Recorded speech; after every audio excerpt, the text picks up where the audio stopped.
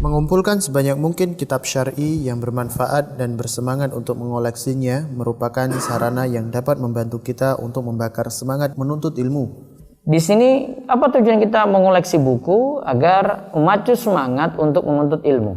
Nah, hal ini disebabkan satu, jika seseorang mengumpulkan kitab dan menyusunnya dalam perpustakaan rumah atau ruangan khusus di rumahnya, maka ketika dia memandang deretan buku-buku tersebut yang telah dicetak dengan cetakan yang indah dan menarik, pastilah tergerak motivasinya untuk membaca sebagian buku tersebut walaupun sejenak saja. Karena ketika dia memandang kitab-kitab itu, dia akan teringat kesungguhan yang dicurahkan oleh para ulama salaf dalam menulis, menyusun dan mengumpulkan kitab-kitab tersebut. Dia juga akan teringat dengan berbagai kesulitan yang dihadapi dalam menulisnya. Saat itulah dia akan membandingkan dengan keadaan dirinya sendiri. Wahai jiwaku, apa yang telah engkau perbuat, apa yang telah engkau persembahkan. Kalau buku-buku para ulama itu ada di rumah, itu akan lebih memacu kita untuk semangat dalam belajar. Terus yang kedua, ketika dia melihat kitab-kitab yang banyak di perpustakaannya dan belum terbaca, dia akan bertanya pada dirinya, sampai kapan aku mengumpulkan kitab dan tidak membacanya?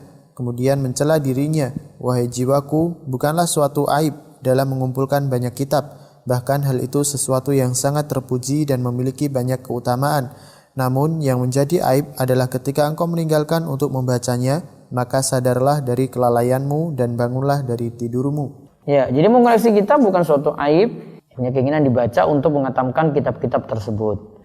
Terus yang ketiga, terkadang seseorang mengalami kesusahan, kegelisahan, dan kesedihan sehingga mendorong dirinya untuk melakukan apa saja agar bisa melupakannya. Sehingga ketika dia melihat kitab yang tersusun di perpustakaannya, dia akan mengambil kitab yang dapat diraih oleh jangkauan tangannya untuk dibaca. Terkadang tidaklah dia meninggalkan kitab itu sampai menyelesaikannya. Jadi ada yang hatinya itu susah gelisah dihibur dengan kitab, sehingga dia baca buku-buku yang ada sampai tuntas.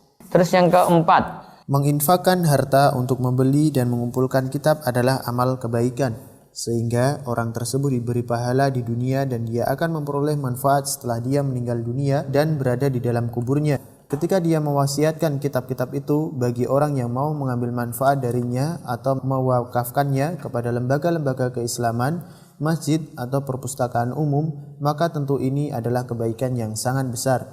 Harta yang kita keluarkan untuk membeli buku itu jadi amal jariah.